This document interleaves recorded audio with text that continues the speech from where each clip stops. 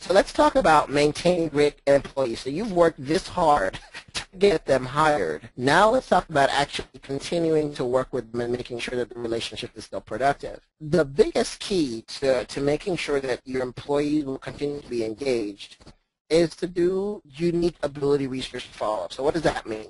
It's making sure that they are consistently being polled for the things that they're doing that they are not masterful at. Your job as the business owner is to design and redesign workflow so that the best people for the best jobs are always working together. The best people are always doing the best jobs for them.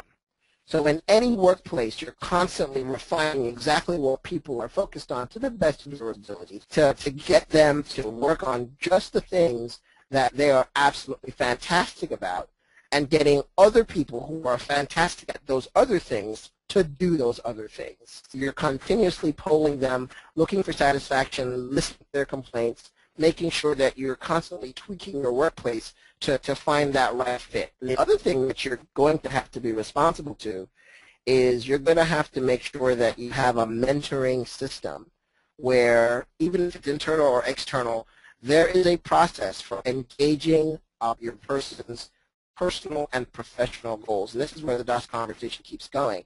You want to make sure that you understand their personal situation to whatever level is appropriate, so you can continue to design the work environment and the demands that you make on them and your expectations of them around what's happening in their world. The more that you're able to design your workspace and cater to what they have going on while still enforcing the standards of your business, the high standards you need to do a great job, living in that balance allows for a person to feel supported, respected, honored, and engaged. And if they have something that's more important than work on their mind while they're at work, chances are they'll probably do work that's not ideal. You have a responsibility to know about that. So if you're the manager, or if you have a manager that's engaging, these are details that are important for you to be able to design around.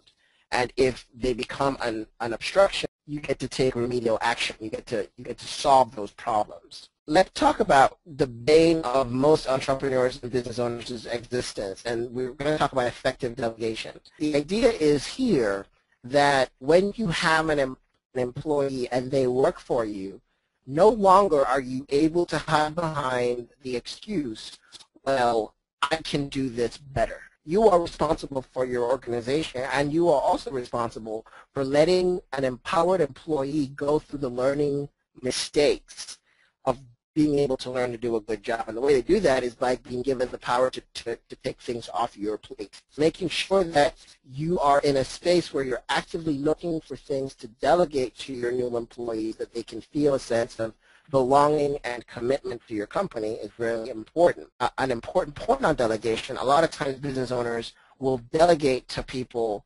because the business owner isn't good at the task or doesn't want to get the task done and just gives it to somebody else to do. But the mistake they make is that they delegate a task that they're bad at to somebody else that's bad at that task. You've just simply delegated the incompetence of getting that particular task done. It's important that when you delegate to that person, that you take the time to make sure that you are delegating the task to their unique ability, that they are fantastic at the work that they're looking to do from you. And it's really important that you get this detail right. So if you're looking to give somebody work, you need to be very sensitive about making sure that the task that they're being given to do, they will do fantastic at it.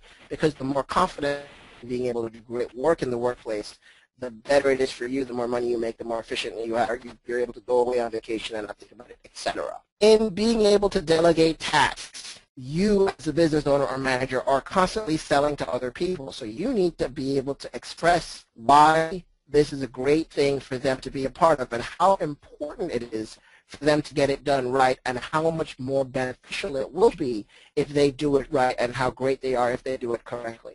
So you are consistently responsible for selling why delegation gets to happen, why this task gets to be done well, and why you get to get out of the way and have them become an expert and potentially even better than you are at that particular task. The byproduct of a system in which people are empowered, they're working only on the things that they're fantastic at, and they're well educated as to the benefits of their delegated work, is you have intelligence in your organization that begins to grow. That's more than just your ideas, more than just the force that you bring to the business. Your business begins to have a life of its own because the people involved are in a space where they feel like they can make powerful contributions over and above anything that you can personally do.